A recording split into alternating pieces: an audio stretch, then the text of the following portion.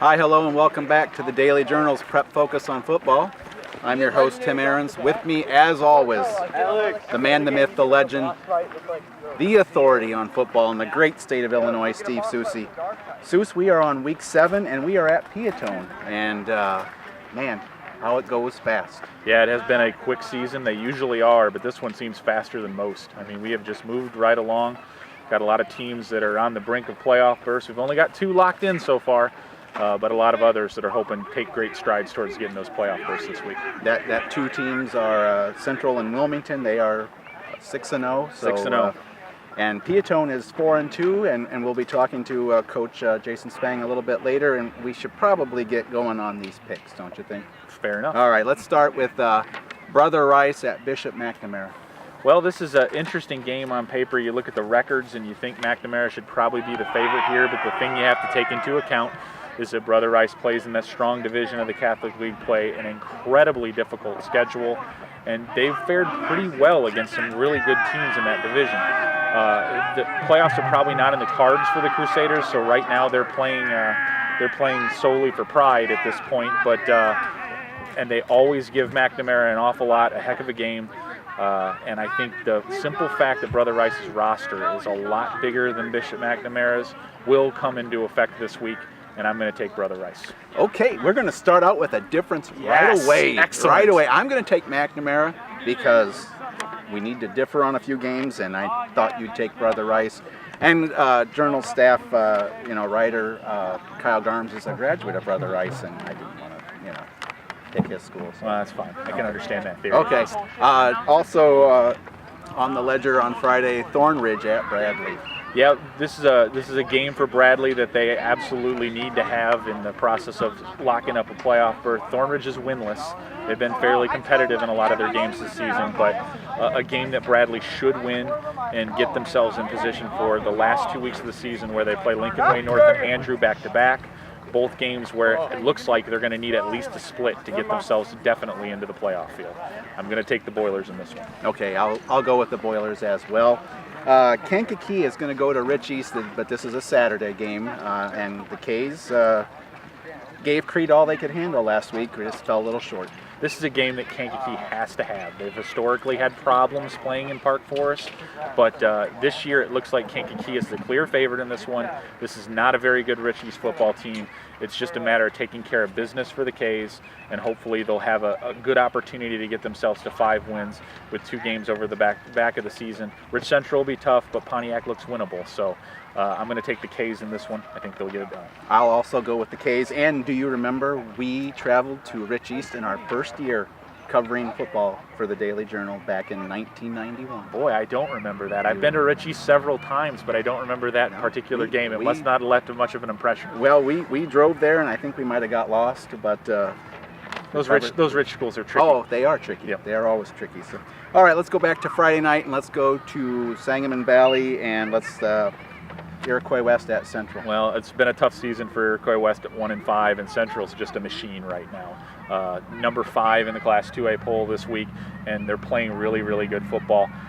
It looks like the only thing that's going to get in their way over the course of the regular season might be themselves. They're really playing well, and that leads me to take the Comets in this one. I'll take the Comets as well. How did they fall, though? They went from 4 to 5. It's a weird thing in the poll. Sometimes you have 20 people vote, sometimes 12 vote, and my strong support for the Comets can only go so far when there are more voters in the poll. So that's why they slipped that one spot. Well, you've got to get me somehow to vote in there. Okay, we can probably get that done. Like the Chicago machine. Yep. Okay. Watseka at St. Joe Ogden. Watseka got their first win of the season, but this is a much tougher challenge with St. Joe Ogden.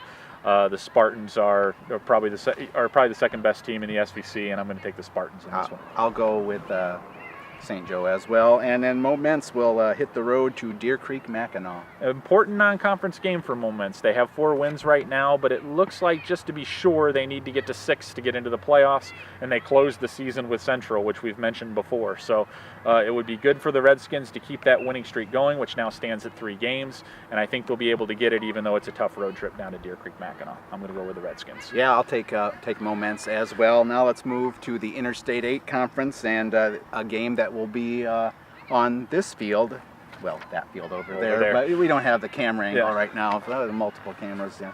Maybe you should buy a few more cameras for a further show. Well, we don't need more cameras on us. We probably need less. Well, that's true. Yeah. Coal City at Peotone. Coal City needs this game quite a bit, but Peotone has been playing really good football for most of the season, and not for almost a fluke loss at Plano.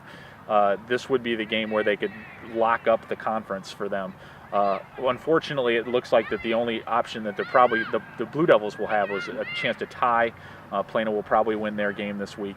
If Peotone gets past Coal City, they will finish also with a 4-1 record. It goes to head-to-head, and Plano won, like we already said. But this should be a tough game for both sides.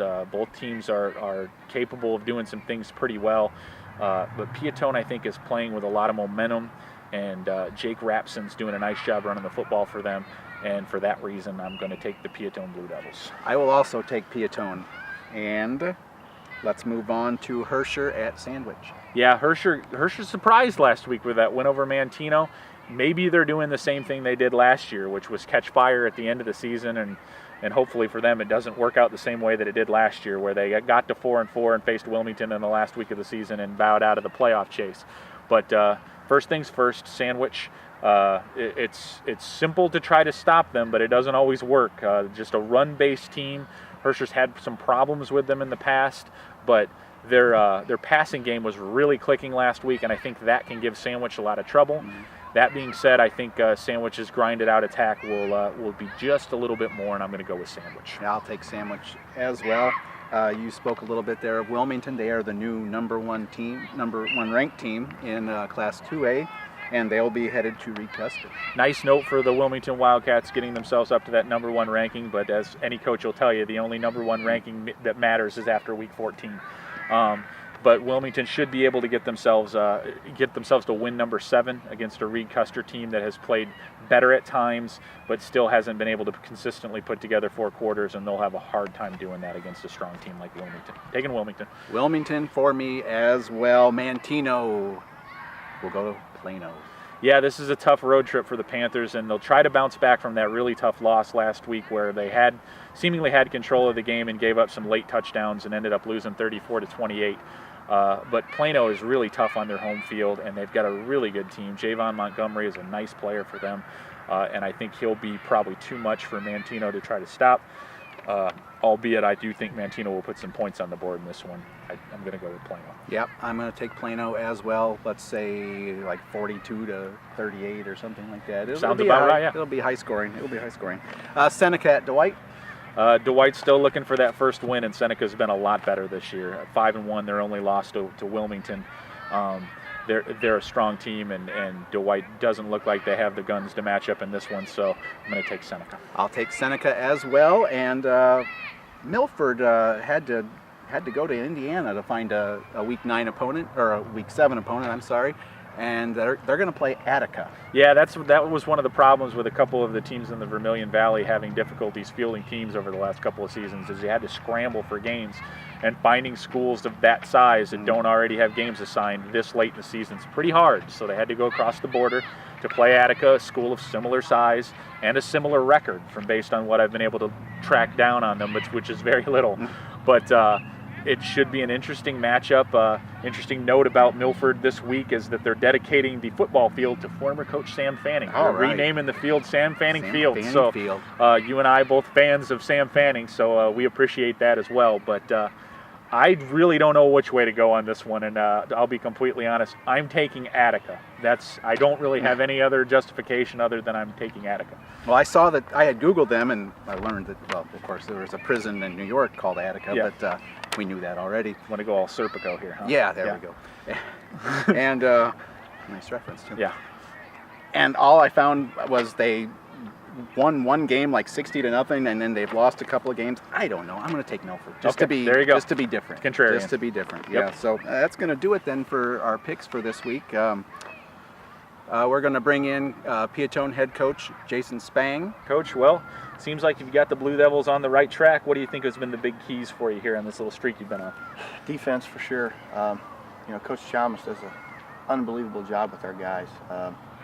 We've been lucky enough to pitch 2 shutouts the last 2 weeks, to some tough teams, that are still eligible for playoffs, and there are 2 teams that were playoff teams last year. So he's just got our defensive guys just running the ball, making a lot of plays, and they've definitely been our heartbeat.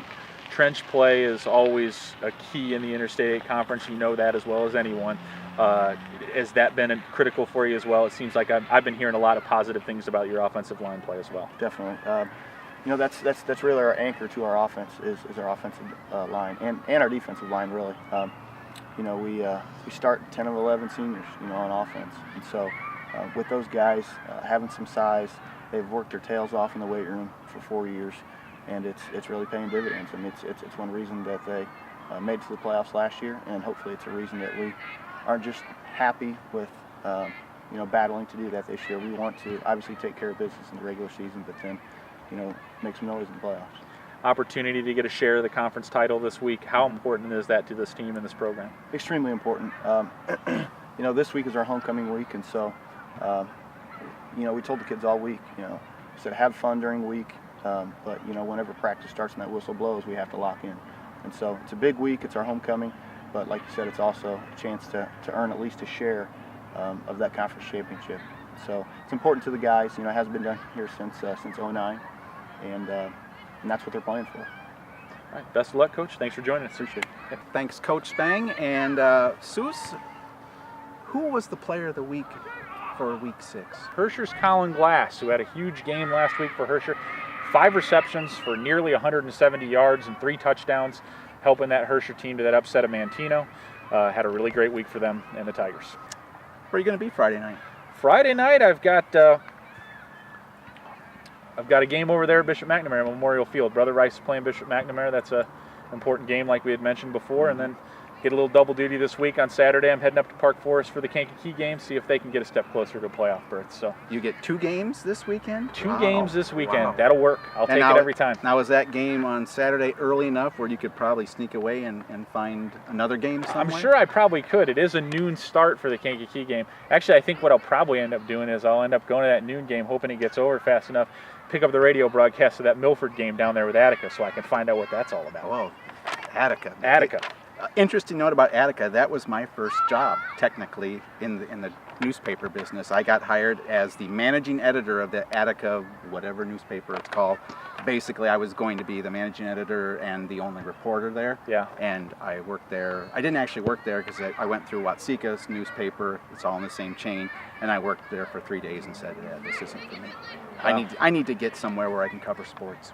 Okay, fair enough. That's a good story. Yeah. It is a story. It's a story. It's a story. It's a story. Yeah. All right, that's going to wrap it up. Be sure to grab Thursday's edition of the Daily Journal. Go right to the sports section. Look at that prep focus. There's going to be stats. There's going to be capsules. There's going to be the staff picks, and you lead the staff picks. Shouldn't be a stunning revelation. Well, but I can't even remember the last time I wasn't leading the staff picks. Well, now you're getting a little bit conceited. Well, just a little bit? A little bit. I was actually going for a little bit more than just a little bit. A little bit. So, yeah. So anyway, be sure to. I'm going to gain 2 games on you this week because McNamara's going to win and Milford's going to win. So but due to your shabby performance early in the season, even if you were right, you'd still be behind me. Yeah, but just by 2 games. All right. Still. So it's in the cards right now. So, all right, you grab that Thursday edition of the Daily Journal, and we'll be in there and read it all because our kids need to eat. All right. Until next week, we'll see you on the sidelines.